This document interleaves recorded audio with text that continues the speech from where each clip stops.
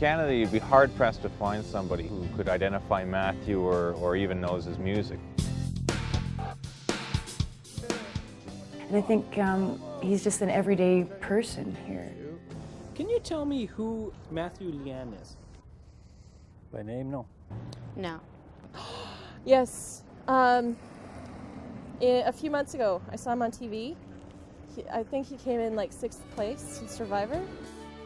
And then when you go to Taiwan, it's a little bit surreal because he is so popular.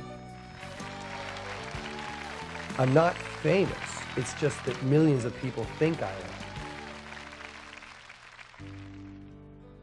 I had emotional responses to music from a very young age, and I can remember learning to play the piano by myself when I was in the 4th grade. As I got older, into my teenage years especially, music became very important, an extremely important method for me to express many of those very confusing, deeply emotional, tumultuous things that you feel during those years.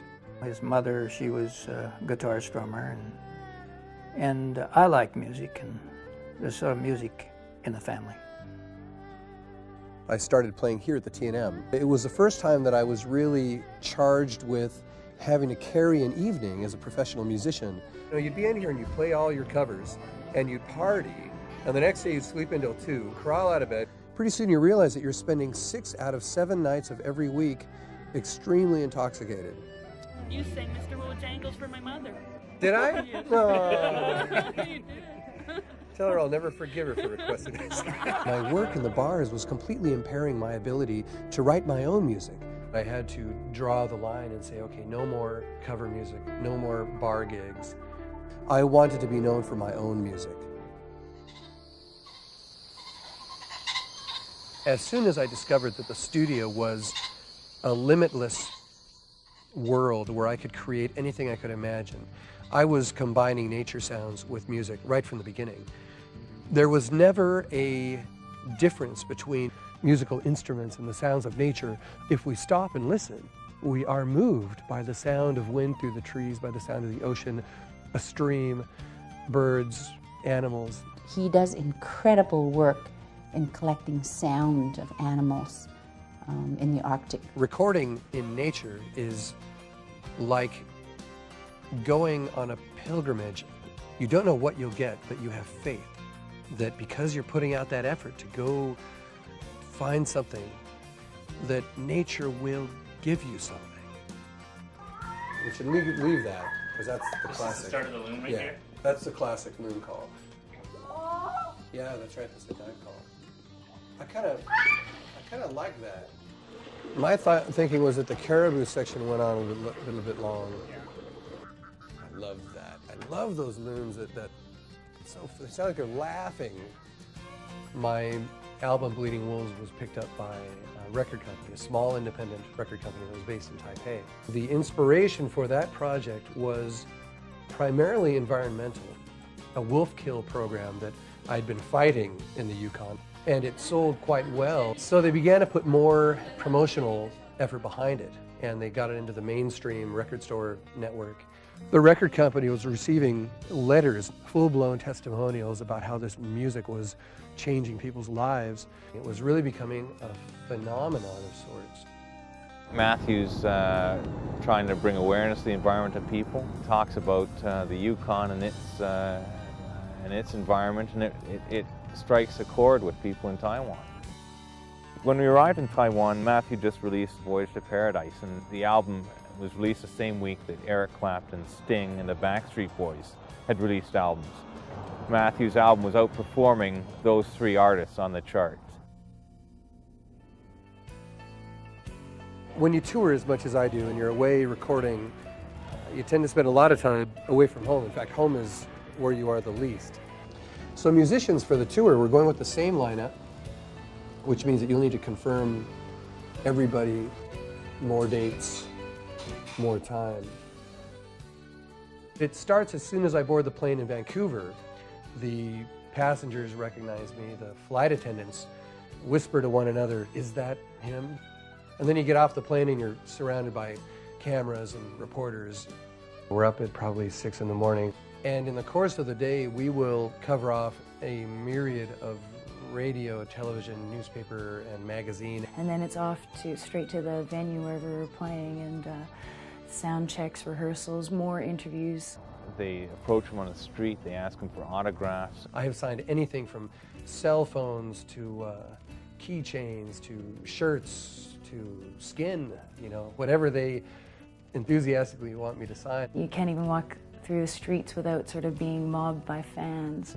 He's adopted their culture and they've taken him in. He understands the sentiment of the local people, more so, I think, than most musicians who show up and play over there. And that may be why they've taken him in. In 1999, I released an album that was my interpretation of Taiwan's Aboriginal and traditional music, as well as the sounds of its environment. And it was sort of my exploration of Taiwan's culture.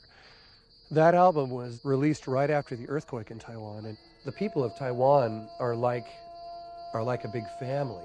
And whatever happens to them in any part of the island seems to impact the whole collective group. When I first heard about this disaster, it was like if you heard about a relative becoming ill, but the relative lives in another part of the country, you immediately want to go there and be with them.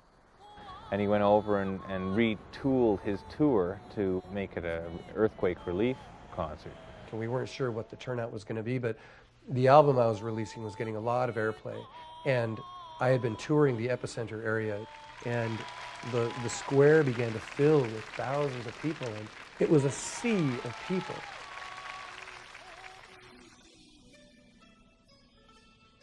There was such an emotional energy in the air.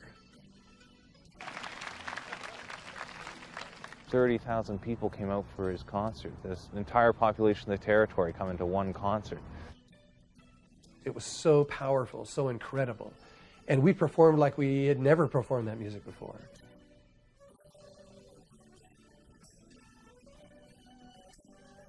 At the end of the event, we received a standing ovation encore. It got louder and louder. And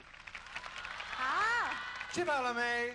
Okay, 带来家长的欢乐 excellent. Well, your Mandarin is really good. 一点点. Getting bigger all the time. I mean, we were just in tears, really moved. We raised over $600,000 Canadian for earthquake relief there. Matthew has been appointed special envoy to Taiwan by the Yukon Territorial Government here, and he's been a great ambassador for both Yukon and Canada there. He's also been appointed ambassador to river culture in Kaohsiung County, where I'm asked to meet with political leaders, with cultural leaders, Aboriginal representatives, environmental representatives. That has had me meeting with the Prime Minister of Taiwan and performing for the President. I find the people in Taiwan to be very sincere and very emotionally accessible. It's the one reason I think that I've resonated so strongly with Taiwan. So I'll be doing a project which is my emotional image, I guess, of Taiwan. Whatever I feel strongly about is what I will create with music. You're an emissary, you're a recording artist, you're any number of things for any number of people. And to come back to the Yukon, come back home, and to hear your daughter's voice say, "Daddy," that sparks something in your heart that is the truest of all the other stuff. You ready to skate? You excited to skate? Amy is an amazing individual. She's an inspiration to me for sure. Being a father has affected my songwriting. You develop these incredible protective responses, and you also start to think a lot about the future of the world, the future of the planet, and that's really sharpened the edge of my thinking where environmental issues are concerned. And I feel grateful in a way that I can leave the superstardom overseas and come back to a place like this where you can just be real with people.